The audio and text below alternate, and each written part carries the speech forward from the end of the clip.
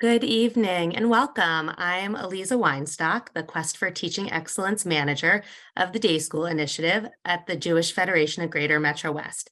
Tonight's event is being sponsored by the Day School Initiative in partnership with our 4 Greater Metro West day schools, Golda Ak Academy, the Gottesman RTW Academy, the Jewish Educational Center Berea High School, and Joseph Kushner Hebrew Academy, Ray Kushner Yeshiva High School, in partnership with J-Team. The Day School Initiative's mission is to support our local day schools in the areas of accessibility, affordability, and academic excellence. We are currently offering grants for new families to our community, as well as to any families who make the switch into a Greater Metro West Jewish day school. Feel free to reach out to myself or a member of our Day School Initiative team for additional information on either of those grants after the program. Our schools partner with parents on a regular basis to ensure that a child's academic, social, and emotional needs are met. And to that end, we are thrilled to have you joining us tonight for our important workshop with Leanne and ETL Foreman and Sharon Darrick from CCSA. Leanne and ETL are the founders of CCSA. Their mission is to eliminate stigma around addiction in Jewish communities. Through our program tonight and others like it, they're working with students, parents, and educators to address these issues. Sharon Darrick is the Associate Director of CCSA. She brings a wealth of experience from the addiction world to us. She'll be guiding us through tonight's program to give you strategies, provide support, and hear from you on how we can help our young adults. And for additional information on Sharon, ETL, or Leanne, please see the chat for their complete bios and a link to CCSA's website. Now, before we begin, I'd like to go over a little bit of Zoom housekeeping. You've all been muted so that we don't have ambient noise. Please feel free to submit any questions in the chat to Avi Siegel, our Director of Teen Initiatives, who will be facilitating tonight's Q&A. In addition, closed captioning is available. Please forgive any technical difficulties we might encounter tonight during the program. And finally, please note that tonight's session is being recorded. And with that, I will now turn it over to Leanne and ETL.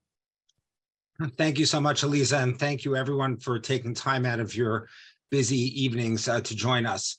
One plea before I start: if you are able, and I understand that some of you may not be able to, but if you are able to turn your camera on, we would greatly appreciate it. It is so much more pleasant speaking to faces rather than a bunch of black boxes. So thank you for all you people who just turned your cameras on. You just made my night. Thank you so much. Really appreciate it. So what we'd like to do in the next 40 minutes or so, because we do want to leave ample time for Q&A, is take you through our family's journey through addiction and recovery, why we think it's instructive to you as middle school parents. I'm then going to turn it over to Sharon, who's going to take you through some drug trends that we're seeing, as well as some strategies, what your children are being exposed to and some strategies for talking to your children about these very important issues. Leanna's going to take you through what we're hearing from middle schoolers and high schools around the country when we go in to talk to them about these issues and read you some of the real questions that they ask us anonymously so you can hear what's on their minds. I'll finish up with a couple of words on stigma, and then we will turn it over to Q&A. And on the Q&A, as you have those questions, please do put them in the chat to Avi. Nothing is off limits, so please feel free to ask any questions that are on your mind, and we will get to as many of them as we can at the end of the presentation. So let's jump in. Leanne and I have 5 children. Our second oldest child, our oldest daughter, is Ilana. Ilana's journey through addiction and recovery began the summer before high school. So for you middle school parents, that transition between middle school and high school, if you haven't experienced it yet, can be a very stressful one for your children. And that was the case for Ilana. She was very anxious about that transition. One night, towards the end of that summer, Leanne and I decided to take advantage of a quiet evening and went out to grab a bite at a local restaurant. And when we came home, we found Ilana drunk. We'd never seen her drink a drop of alcohol. And in fact, we didn't really have a lot in our house. There was a bottle of whiskey I'd gotten as a gift from some work colleagues, a bottle of vodka that Leanne used to cook from time to time. And what Ilana did was basically find whatever she could in the house, pour it into a big cup and down it. And thank God she didn't get sicker than she did, although she did get herself good and sick that night. What she told us afterwards is that because of the anxiety she was feeling about starting high school, a very normal and almost healthy anxiety, she's trying to figure out how to deal with that anxiety. And her frame of reference was TV and movies. And what she recalled seeing over and over again is that when somebody was feeling anxious about something, they would take a drink and suddenly that anxiety would dissipate. And so she figured, I'm feeling really anxious, give it a shot, no pun intended. And so she went ahead and, found the alcohol that she found. And what she realized before she got really sick was that it worked, because the alcohol had exactly the effect on her that she had hoped it would have. It calmed her down. In fact, she told us that that night before getting really sick, she kind of looked in the mirror and she said, this is it. This is what's going to make me feel better. And that was really the beginning of her journey. Now, after getting her to bed, the next morning, we talked to her about what had happened, and being responsible parents took her to see therapists and try to get the root of what was going on. And honestly, we felt that things were under control. She transitioned very nicely to high school. She was an honors student in high school. She was the captain of her school's soccer team. She founded the chess team in her school. She was popular. She had friends. Everything seemed to be going great for Ilana. What we didn't know, and only learned much later, was that all throughout high school, she was continuing to experiment with alcohol and marijuana. She had a friend who she would spend a lot of time with, family we knew, respected, and her friend's older brother thought it was a good idea to be supplying his little sister and her friend with alcohol and marijuana. And so she wasn't using every day. She wasn't even necessarily using every week, but she was continuing to use sporadically. And even then, those substances were beginning to hijack her brain and rewire her brain and the reward system of her brain. And you'll hear about that when Sharon takes you through a little bit of the science of addiction. You don't become an addict overnight. And this was just the beginning of Ilana's journey towards, or path towards, addiction. She got to college and suddenly she had access to much more dangerous substances. And as she put it to us after the fact, there was really nothing she wasn't willing to try once, and very often many more times than once. It all came to a head one night. It was her birthday, and we were taking her out to a restaurant in the city for her birthday. Again, a lot of our lives revolve around food and restaurants. And sitting at this restaurant, enjoying her birthday, she just looked at us and blurted out, "Ima Abba, I have a problem with drugs." And honestly, I don't remember much more about that evening. My head started spinning. These are not words that you expect to come out of your child's mouth. It really caught us by surprise. I think we said all the right things. I think we talked about wanting to be supportive and help her. But honestly, the rest of that evening is a true blur. She quickly backtracked and said, you know what, don't worry about it. I've got this under control. But what we came to learn was that our honor student from high school was now failing her classes in college. She'd stopped going to class in most cases. And basically the drugs that she was using, she needed just to be able to function in the morning. What she told us after the fact was that this was a battle between her heart and her brain. She wanted to stop using. And in fact, there were times when she would say, I'm going to go get clean. I'm going to stay clean for 30 days. She would take whatever she had, flush it down the toilet. And 3 days later, there she was back using, because she just couldn't at this point help herself. She was truly addicted. So we had a difficult conversation with her and said, look, we can't continue to support your unhealthy decisions, Ilana. We can't continue to pay your rent. We can't continue to pay your tuition if you're not going to class. You've got to figure out what you're going to do here. And finally, she turned to us and said, I need your help. We got her an appointment at a therapy practice that specializes in helping young people find a home in rehab.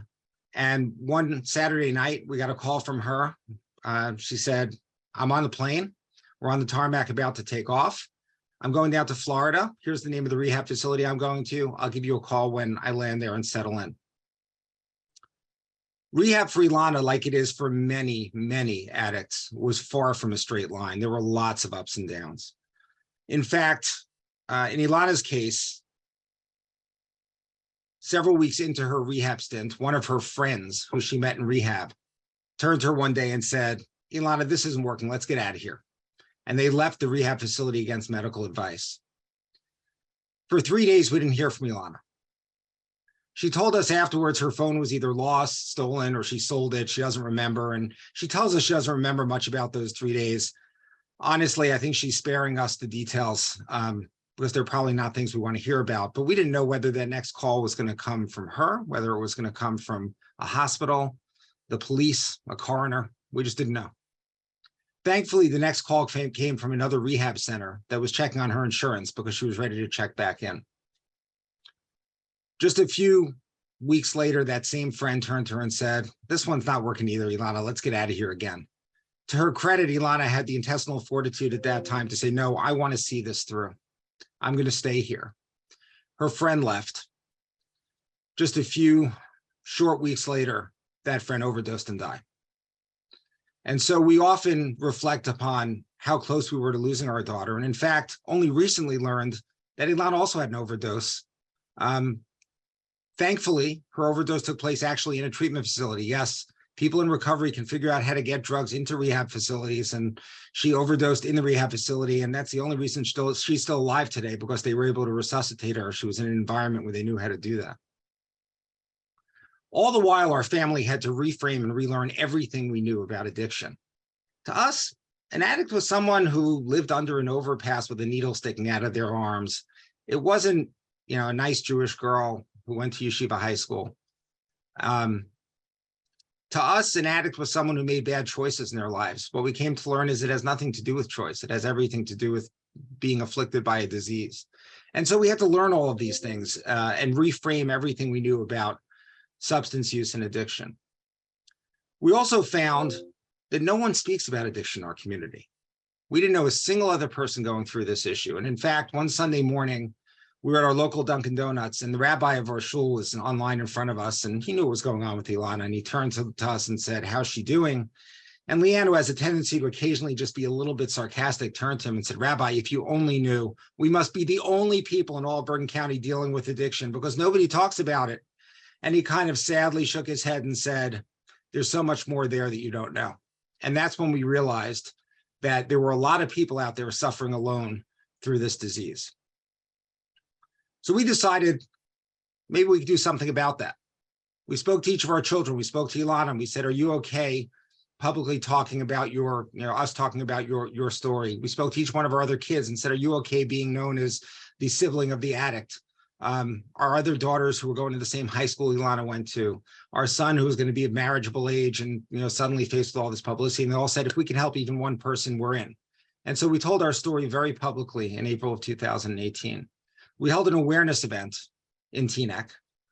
We had a local rabbi speak, a clinician speak, someone who's in recovery from addiction speak, and I spoke. We set up the room that night with 450 chairs. That was the capacity of the room. Not sure why we were so ambitious, but honestly, I thought about 50 people would show up out of morbid curiosity just to wonder what was going on with his family from Teaneck. Before we started the evening, someone turned to us and said, turn around and take a look. And I remember Leanne saying, "I don't want to look. I don't want to look." And but we finally did turn around, and we were faced with a room of 700 people standing in the stairwell, standing in the aisles, another 250 streaming it online. And that's when we realized, wow, we really did strike a chord here. This really was an issue that matters to our community. We had the foresight to put out feedback cards that night to ask the community, what do you want around this issue going forward? And there were 3 themes that came back loud and clear. Number one, the community wanted a support group for loved ones of those suffering. We started that support group in 2018. It's sadly running strong.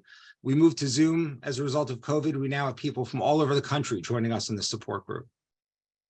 The second thing that the community wanted was more education awareness events, and we've been running those events consistently since 2018, some live, some on Zoom, continuing to educate the community around issues relating to substances and addiction. But the thing that came through on more feedback cards than anything else was that the community wanted the schools dealing with this issue much more seriously than they were. And so we set out to develop programming for students, for parents, for faculty around this issue.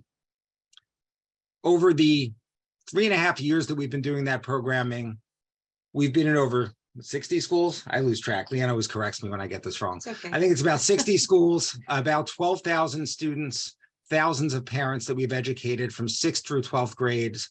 We have differentiated programming that builds on itself, beginning with 6th grade and going all the way up through 12th.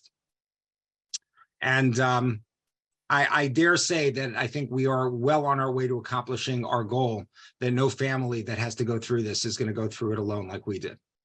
With that, I'm going to turn it over to Sharon to take you through some drug trends and also some strategies on talking to your children about this issue. Great. Thank you, ETL. Hi, everyone. Good evening. Thank you so much for having us tonight. My name is Sharon Garrett. I'm just going to start with, like I always do, about the Foremans. That, you know, it's so sad and tragic to hear about their story and what they went through, and feeling so alone at times. And like we said, we don't want ever for anyone to have those experiences, but many times families do, and many times families unfortunately lose a loved one to addiction, substance misuse, sometimes not even to the part of when it's addiction, just to bad choices, bad decisions, bad situations happen. And really that becomes a sad story. And our goal in this process to really kind of teach you, educate you to the best of our ability, and to kind of have, like I say, like tonight's the night where we start the conversation and give you the tools to go off and talk with your children and your loved ones about this topic. So I'm going to share with you my slides and just do my best to talk you through quickly. Okay.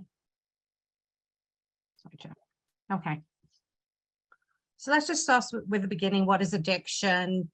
So addiction is when a person has an inability to stop consuming a chemical, a drug, a substance, perform an activity or a behavior. Addiction doesn't happen overnight. Substances change the way the brain works, which happens over time. And in this diagram shows you how the brain changes and how it can lead to addiction. So here we're looking at the different types of addictions that are out there. There are many different ones, but these are what we're seeing among our teens, our children. We're looking at nicotine, the different nicotine products out there, gambling, gaming apps, sex, pornography, alcohol, drugs, the different kind of eating disorders that are out there, electronics, social media, our phones, all of those. And what we're looking at, there's not just necessarily one way of addiction. There could be one. But sometimes, or many times, we're seeing that there could be alcohol with nicotine, or an eating disorder with electronics. There's no one set way that we call could be co-occurring disorders that we might see. So here we're looking at the different types of substances our children are coming across. So we're seeing very often popular ones are the e-cigarettes with nicotine in it, marijuana edibles, prescription medications, if a child has a prescribed medication, and alcohol. Here we're looking at knowing the facts. Alcohol is the most widely used substance. Many times we're seeing our kids binge drinking, which means drinking excessive amounts in a short period of time. Stimulants are also popular for teens that have a prescribed medication, but stimulants such as Adderall, Ritalin, Vyvanse can easily be misused by sharing with their friends or increasing their own dosage.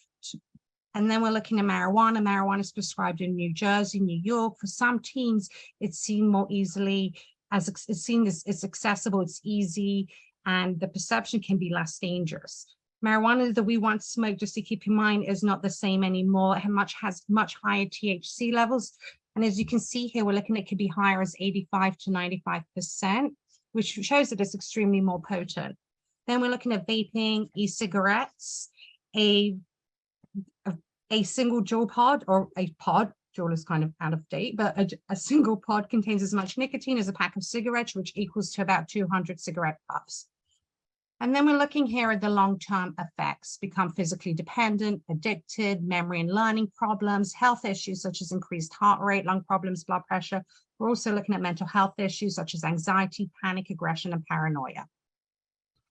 So in this slide, we just want to look at the different methods of consuming cannabis. We're looking at sublingual, when you might put a drop or a spray under your tongue; inhalation, where you might use a bong or a vape; topical, where you're rubbing cream into your body; or ingestion, which could be eating a cookie, taking a pill.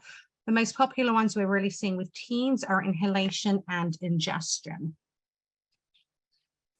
So here's some products that are out there. These are coming from smoke shops, local smoke shops around. I myself went into these smoke shops and took these pictures, so I saw it firsthand.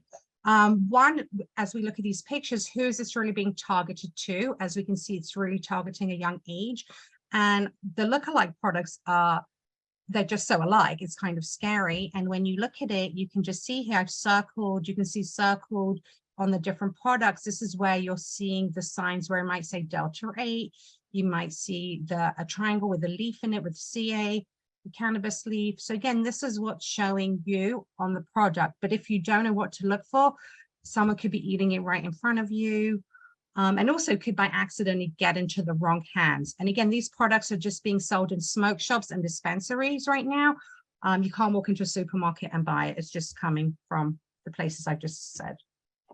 And then we're looking at other THC products. We are aware of a Jewish drug dealer that's coming from Brooklyn that's selling these products. So we just want you to kind of see firsthand the local products that are here. You can see here the chocolate that says Kasher LePesach, the lollipops. Again, when you just look closely, then you start to see the signs, the green leaf signs on it, the pictures of green leaves. So that's what you're looking for. So then let's move on to the different delivery systems out there that we're seeing. These are the nicotine and marijuana systems that are out there. They're coming on all different shapes and sizes, as we can see. And then when we look into the statistics on e-cigarettes and vapes, we're seeing that more than 2.5 million high school and middle school students currently use e-cigarettes. And as we can see, they're bright, they're colorful, they're attractive. The most popular brands right now we're seeing is the Puff Bars, the Views, and the Mileys. They're easy, they're accessible, and the truth is they're so small sometimes, and kids will buy them or hold their hands on it and they'll use it, vape it, smoke it, and throw it away, say chuck it away, and you would never know, or even hide it. They're so tiny, some of them, that they can hide it easily. Then we're looking here, which we're seeing very common in middle schoolers, is the misuse of common house products. So what we're looking at is, again, this is really middle schoolers, but we're looking at spray cans, Sharpies. So if you're seeing that your Sharpie keeps disappearing and you bought it 4 times in the past month, then that's a concern. Or your spray cans, your Pam spray that you might use. Again, these could be that we call it that they're huffing, and that can be very dangerous. So let's look at recent trends. Fentanyl is a synthetic opioid that is significantly more potent than heroin and morphine and can be far more deadly.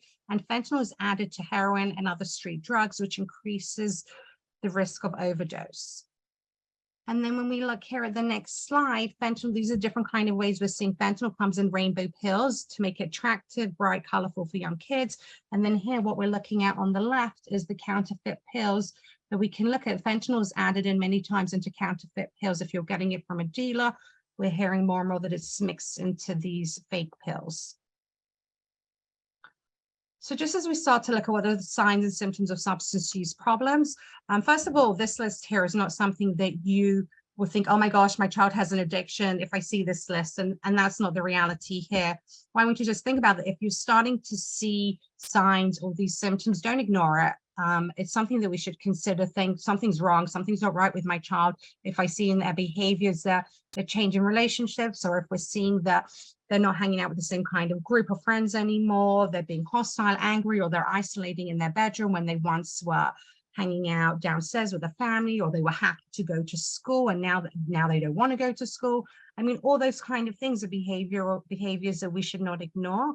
When we see a change, and also with physical ones, right? Many times when they were once taking care of their appearance, they kept themselves clean, they didn't have bloodshot eyes, all those kind of things, frequent nosebleeds too. So all those kind of things, when you see that change, then it's something that you should just be aware of and start the conversations and think about what's going on with my child.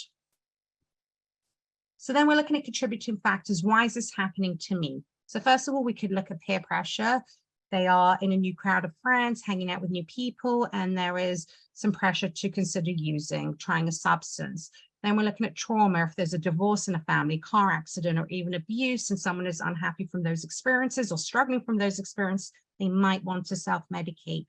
And then we're looking at mental health issues, diagnosed mental health issues, and also undiagnosed mental health issues, where someone who's just struggling with their anxiety, their depression, their ADHD, or they have low self-esteem. When we're seeing that they might want to again self-medicate and turn to a substance. And lastly, we're looking at prescription medication, which is as we see it a lot, but not, well, we see it a little bit, not as much as we used to, but prescription medication that's prescribed for dental work, surgery, if you've broken something in your body, and a prescribed medication is given to you that is not supervised properly can lead to an addiction. So let's think about how can we help, right? How can we talk to our children and starting that conversation and modeling these behaviors? And that starts with us at home, how we as parents behave around substances and the relationships we have around it. So let's think about having the real conversation. and thinking about when is a good time to talk. That's really important. So it wouldn't be before a family party is happening, or grandparents are coming over to visit, or guests are coming over. A good time could be like you're having a car journey, sitting in a car. Car journeys are great before bedtime when you go into your child's room and you're checking in with them, maybe around mealtime. Those are really good times to talk. And then we're looking at keeping an open mind. So it's not about you, it's really about focusing in on what your child is struggling about and making it about them and their struggles. Ask open-ended questions. How's your workload? What is going on in school? What did you do last night? Those kind of questions that allows you to talk with your children. Use active listening. So think about when you're talking to your child to really put your phone down and really focus in that moment when you're talking to them. Good eye contact, smiling, nodding, being really present when you talk to them. Use I statements. I was considering, I'm concerned, I saw. Then we're looking at offer empathy and support.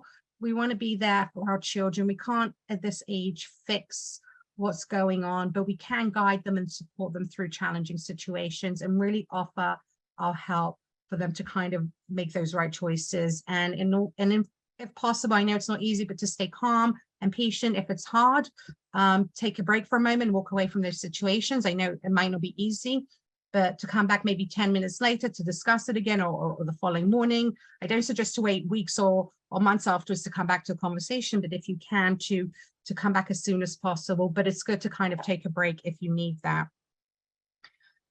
And then looking at risk factors and protective factors. Risk factors can be a family history of substance use. We could look at mental health issues, trauma, lack of parental involvement, and then really protective factors, which is so important when we can see parents being involved, engagements, school programming, programs like Tonight, where we're learning more, and really thinking about delaying age of first use.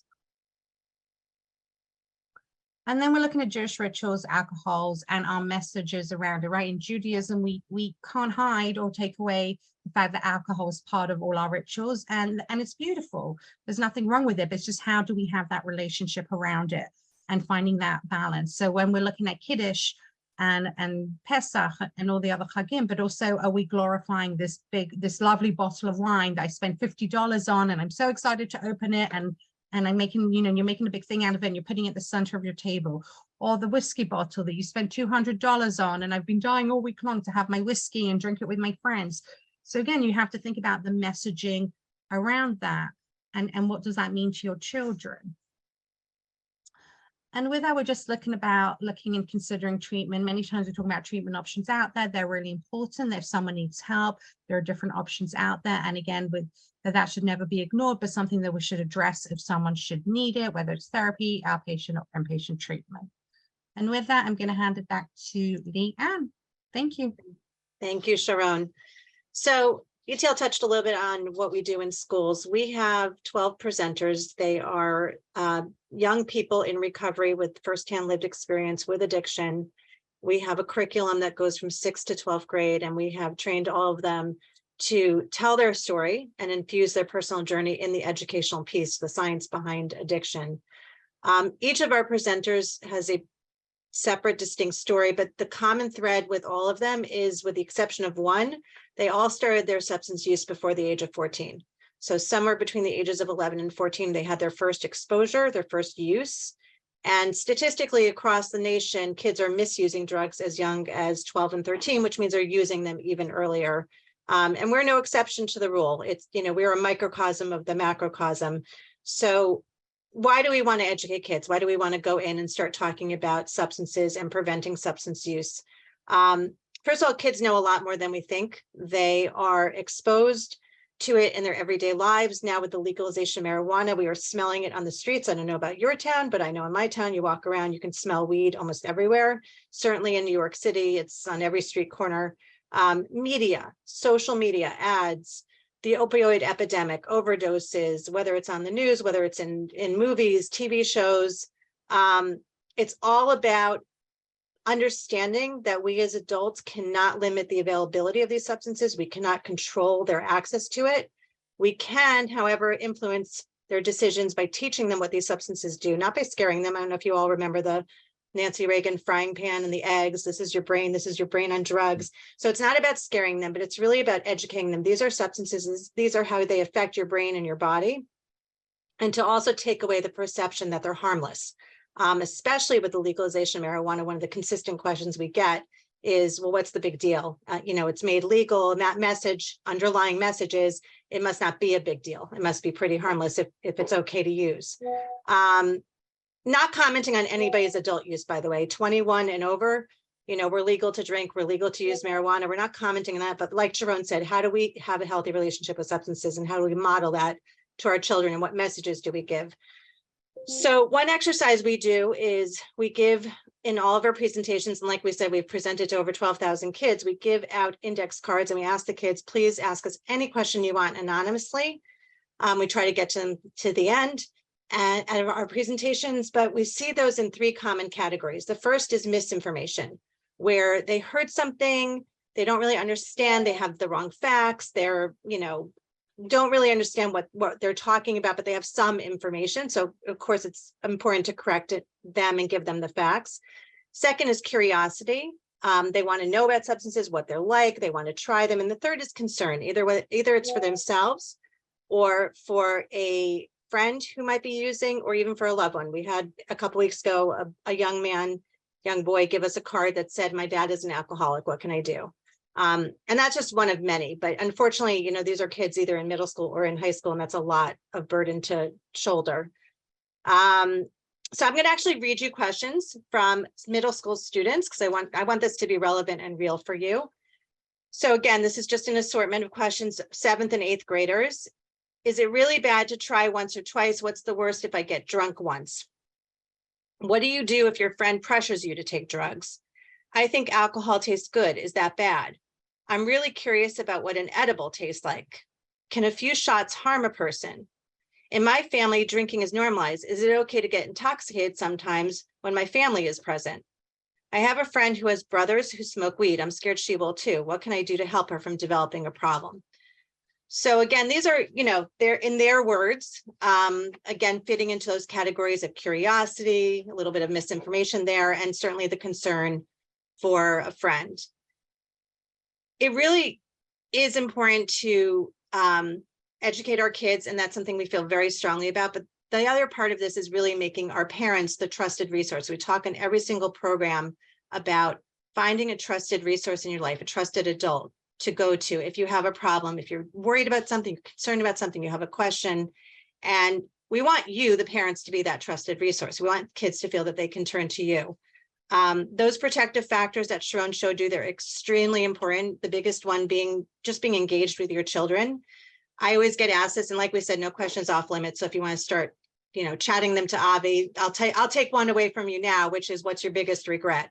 One of my biggest regrets is that, we have 5 kids. I've had 10 eyes rolled at me. I've had 5 bedroom doors shut in my face.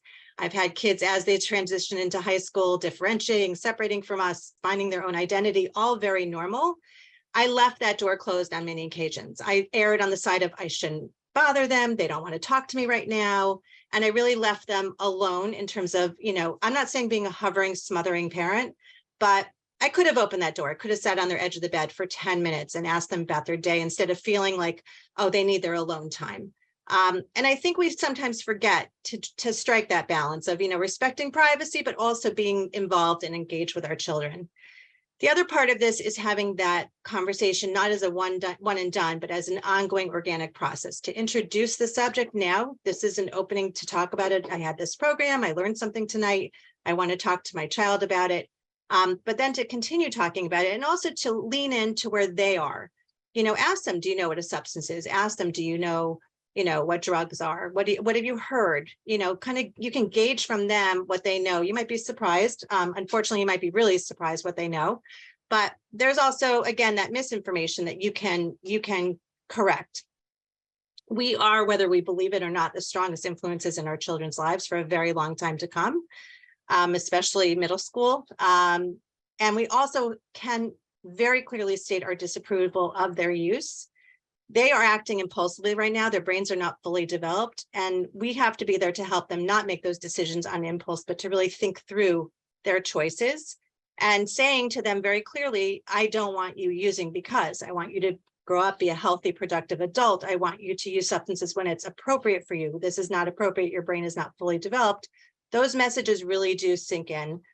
And, you know, we struggle with this all the time in our presentations. It is very hard to balance making decisions now and actions now and how it might impact you in the future. I know that, you know, we did not think, or Lana did not think, that experimenting, as casual as it was in high school, would lead her to a full-blown addiction down the road. Doesn't happen to everybody.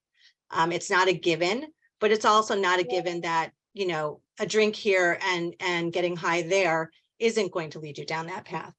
So we want to make it safe for kids to come forward, talk about it. We want you to feel empowered to have these conversations. We're really trying to give everybody the language to create that bond and create that dialogue. And again, this is not a moral failing. This is not a character flaw. If somebody is using substances, then we try to teach them it doesn't make you a bad person, but you are engaged in something dangerous, and it is okay to reach out for help.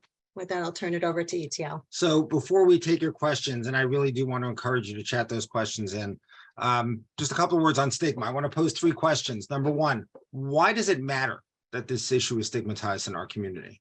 Number 2, why is it stigmatized in our community? And then number 3, what can we do about it? So in terms of why it matters, first of all, it's not just our community. It tends to be faith-based communities generally have an elevated level of stigma around issues relating to substance misuse and addiction. And I think, you know, the best way to think about this is based on some research that I love talking about. Dr. Marco Venero studied addiction in rats. And what he did was he put rats in cages with 2 levers in front of them. If they pulled on the first lever, they would get a hit of an amphetamine or an opioid. They'd get high, which was a pleasurable experience for the rat. If they pulled on the second lever, it would open up a door to allow them to socialize with another rat. And what he found in his research, which is fascinating to me, is that over 90% of those rats, even those that had already experienced the high of the opioid and the amphetamine, even if they had to go through withdrawal from those drugs, would choose that second lever because socializing with another rat was something that was more important to them than another hit of the drug. So what does this teach us? Like rats, we're social animals. People always talk about addiction as a disease of isolation. Ilana talks about not reaching out for help in high school because she was afraid of being labeled a bad kid. She was afraid people would say, oh, don't let your children hang out with that Foreman kid. She's on drugs, she's a bad kid. And so that stopped her from getting the help that she needed. So by isolating, by having sufferers, people who are suffering from the disease of addiction isolate, and by not embracing them and allowing them the socialization that we all crave as humans, we're actually ending up impairing their outcomes. If we can figure out how to destigmatize the disease of addiction, if we can figure out how to embrace people who are suffering and keep them within the framework of our community and enhance the dialogue around it, we can improve outcomes and save lives. So why is this issue stigmatized in our community? We are a very high-performing, demanding community. We demand a lot of ourselves and of our children. And I think, honestly, whenever we see something that gets in the way of what we view as the path that we think our children should go down, we other it. We say, that doesn't happen to us, it happens to other people. And the truth is, addiction doesn't discriminate on the basis of religion, race, socioeconomic status, age, none of those things. It's an equal opportunity disease. And so I guess what I'm saying is that we're ignorant. And because we don't want to deal with the fact that this is a disease that impacts our community, we just stick our heads in the sand and ignore it. So what can we do about this? Well, nights like tonight are a great first start. And I cannot tell you how delighted we are to see the turnout tonight. And again, we do these programs, you know, sometimes it'll be 2 or 3 a week. And just enhancing the dialogue around this issue, helping start the process of educating all of you parents around this issue is a great way to start to help to destigmatize this. But really, taking it to the next level, fostering discussion, not just between you and your child, but throughout the community. If there's someone you're aware of who's struggling, instead of just ignoring the issue, go to the family and say, gee, is there anything we can do? Treat it as if they're dealing with a physical illness. And by doing that, by destigmatizing, we can actually, again, improve outcomes and save lives. So just a very brief update on Ilana before we open it up to Q&A. She had to interrupt her college when she went through her addiction, was able to get back to that and finished her college degree online, as she puts it, best 8 years of her life. And then went on to graduate school. She actually, this past January, graduated from the University of Pennsylvania with a master's in liberal studies. She's currently applying to PhD programs in public health communication. She wants to use her learned experience in addiction to research the public health aspects of addiction and recovery. What she writes about in her statement of purpose in her PhD applications is that the recovery world is full of people with lived experience on the treatment side of the house. So when you go to rehabs, very often, sometimes even a majority of the people who are working there have firsthand lived experience with addiction. But what she writes is that there are precious few people on the research side. And so she's really hoping to use her learned experience to enhance the research that's being done on the public health angle of addiction and recovery. If Leanne, Ilana, or I, or Sharon can be of help to anyone, if anyone is struggling, knows someone who's struggling, needs any help, advice, or we can be helpful to answer any questions, please never hesitate to reach out. You have our website in the chat, and we really do encourage you to reach out. And at this point, we are happy to answer any questions that are on your mind.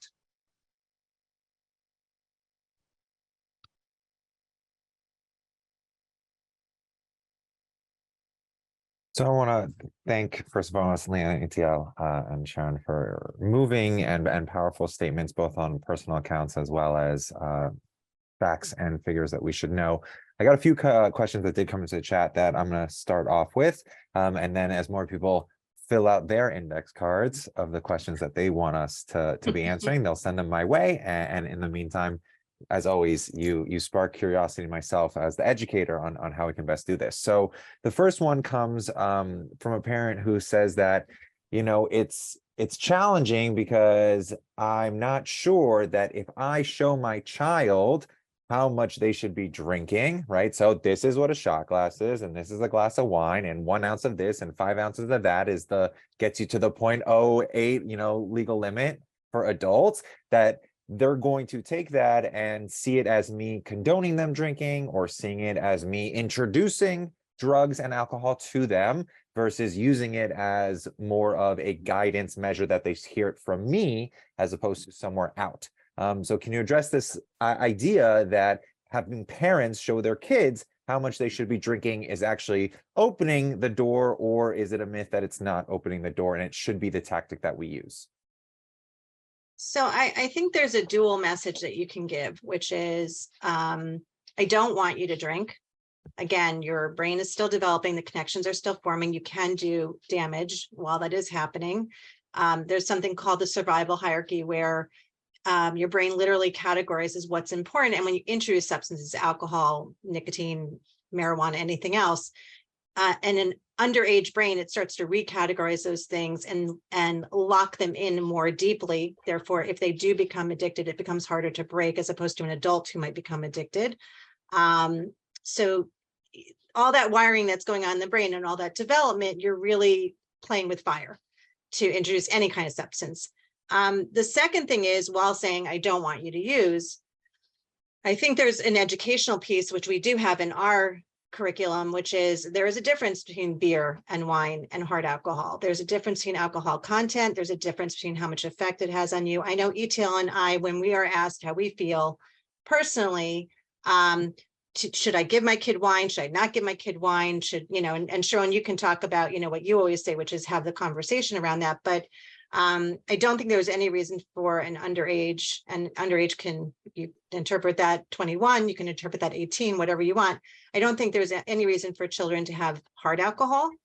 It really is strong, and there's really, I don't think, any reason for them to have it. If you want, you know, a sip of wine Friday night kiddush, if you know, for ceremonial purposes, that's a personal decision. But Sharon, I don't know if you want to talk to the relationship with alcohol. Right. I think this is middle schoolers, right? So I think there's a part of Jewish rituals and making that part of, and that's part of our traditions and having a healthy relationship around it versus your child wanting to drink. And sometimes it's curiosity, and rightfully so. They're teenagers, they want to be curious, they're hearing about it.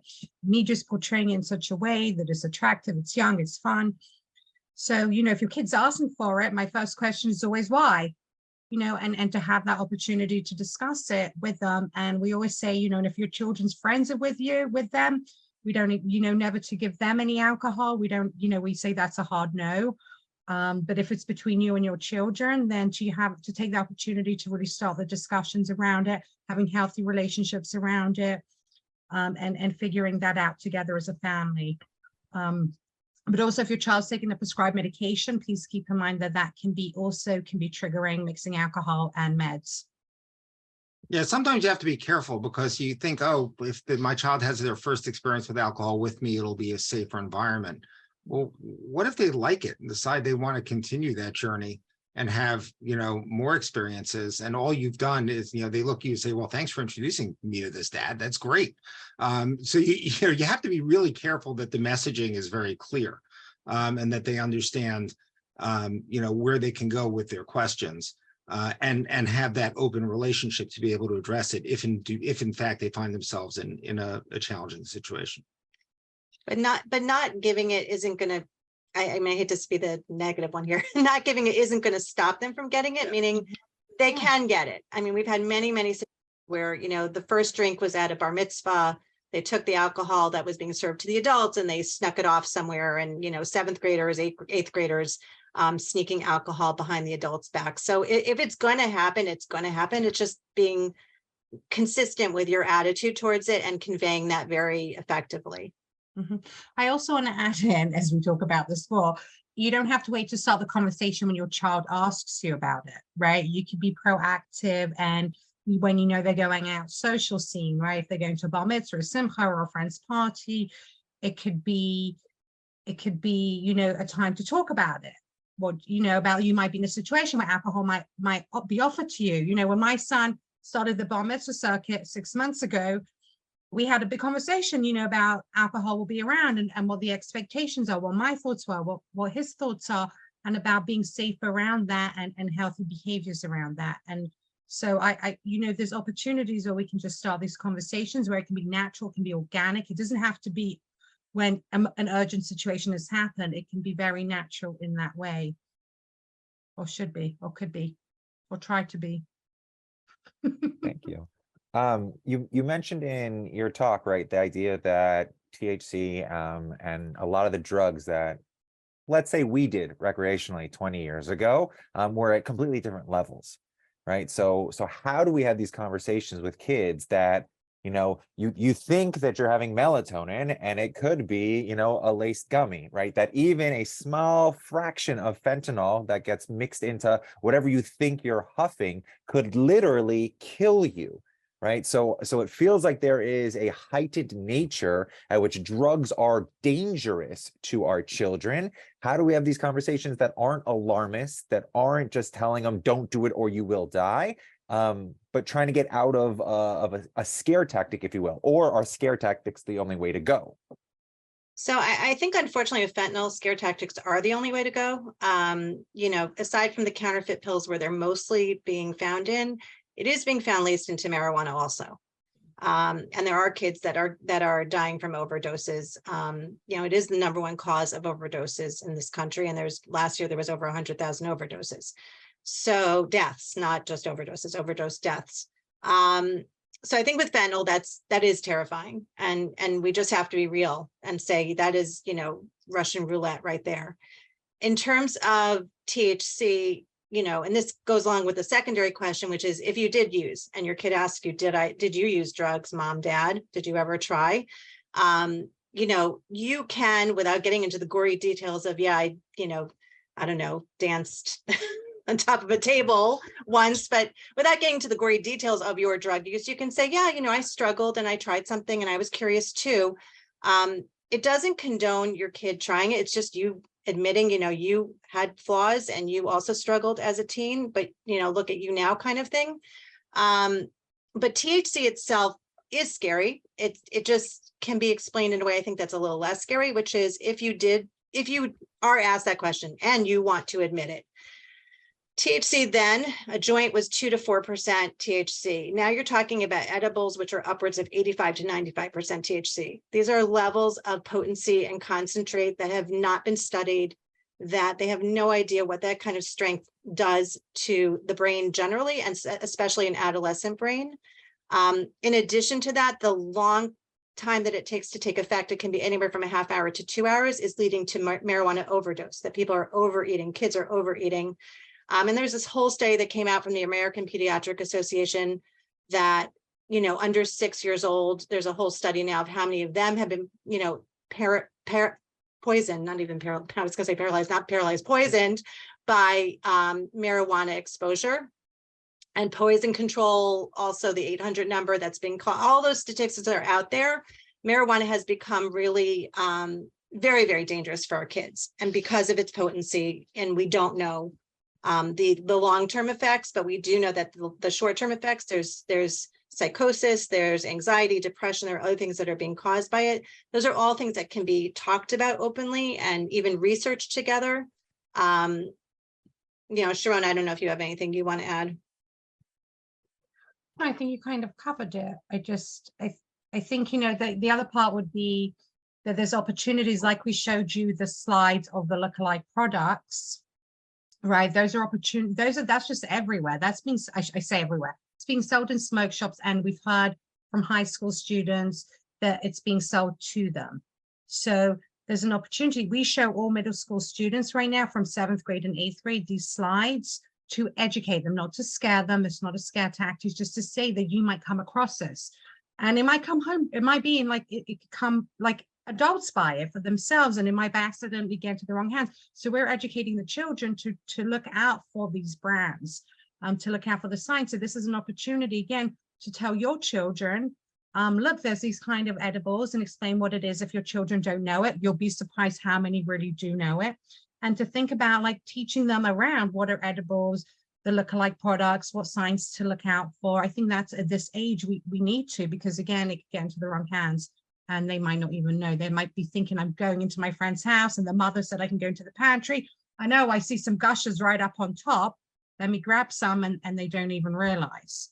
So we're teaching kids, like we say, to look for a kosher sign. Some kids look for kosher signs, or so when we say look for a sign that says Delta 8, like I showed you in those images, the triangle with a leaf in it and the CA at the bottom. We're teaching them to look for that, and I encourage parents to do the same with their children to continue connecting the dots.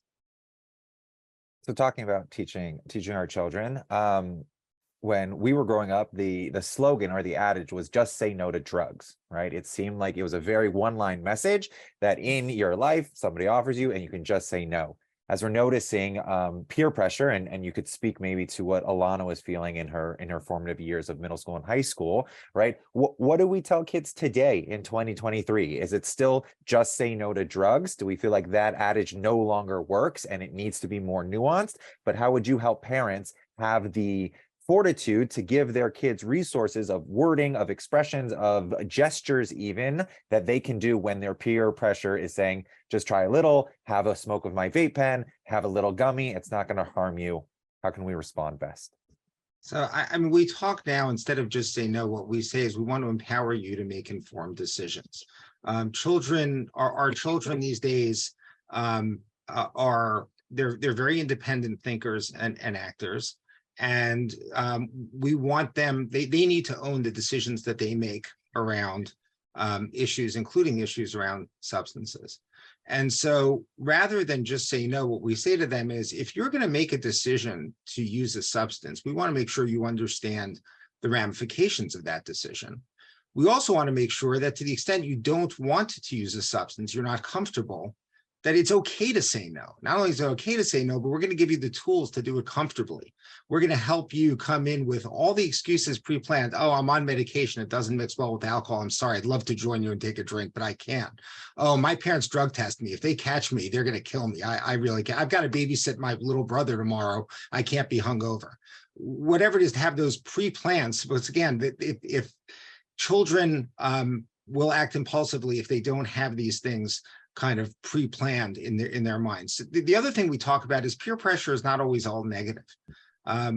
When we open up the conversation about these issues, there are significant portions in every class that we go into and teach that are kids who have no interest in using substances.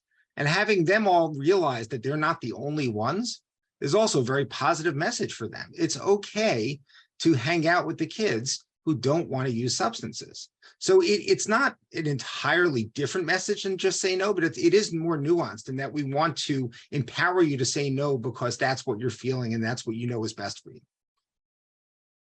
Beautiful. Okay, we got one more question before unfortunately our time is coming to an end, and we'll close our program, which is actually a really good one that I didn't think of until now. So thank you for sharing out there. Before, we had a law that seem to be supporting our initiatives of drugs are illegal, right? So as a society, we've dictated that necessarily this is not a common behavior and practice that you can be fined, imprisoned, or I don't know what else for. So with legalization of marijuana in New Jersey specifically and elsewhere, how do we now wrestle with the fact that as a society, we are labeling drugs differently than we were a decade ago? So I think, I mean, there is a difference in decriminalization and legalization. And when I'm asked, and I'm, being particularly honest, especially with high school students when I'm asked this, I talk about the marijuana lobby, the money and the power that was behind legalization. So, unfortunately, our kids are pretty jaded. I don't like to really use that to my advantage, except in this instance. It's true. The marijuana lobby was very, very powerful. In truth, alcohol is legal for 21-year-olds. In some cases, like in Israel, it's for 18-year-olds, because they didn't have the science behind brain development then. Now that we have the science, really the age should be 25. That's when the brain fully develops, but nobody was going to do that with the pressure behind legalizing marijuana and alcohol already being at 21. Everybody talks about marijuana is brought down to the age of 21. I'd say there are two other key points. Number one, legal does not equal safe. Okay, and that's something we point out very, very much to the students. Just because something is in the infinite wisdom of our states or our federal government, permissible, does not mean that it's safe to do. Number two, while it might be legal for adults, it remains illegal for anyone under the age of 21. There's a very good reason for that. There is no dispute anywhere in the science that marijuana and alcohol are dangerous substances for people under the age of 21. So you have to have that conversation with your child and say, especially if you are someone, for example, who vapes nicotine or who drinks or who uses marijuana as an adult, you have to have that conversation with your child and say, there's a difference between me and you. My brain is fully developed.